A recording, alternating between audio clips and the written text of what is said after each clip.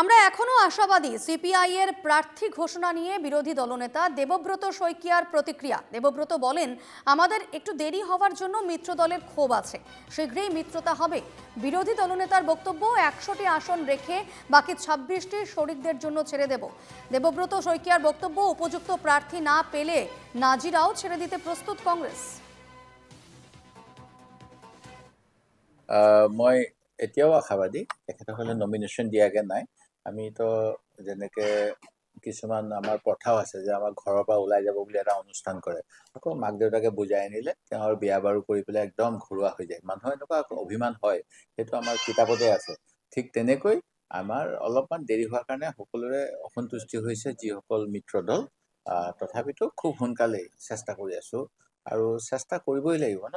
সেইকাৰণে বিজেপিক অকলে যে কংগ্ৰেছে কৰিব পাৰিব সেই কথাটো বহুতেই বিশ্বাস নকৰে।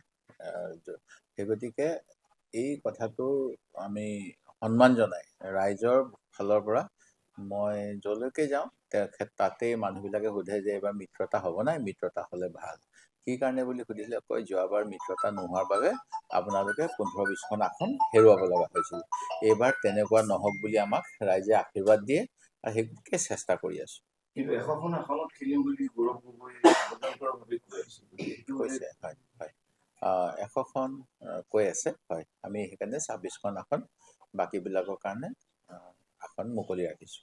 আৰু আপোনাৰ নাজিৰা সমষ্টিও খালি চিপিআই বিচাৰিছে। বিচাৰিছে, মইতো কৈছোৱে মোতকৈ উপযুক্ত থাকিলে দিম, এইটোনো কি নতুন।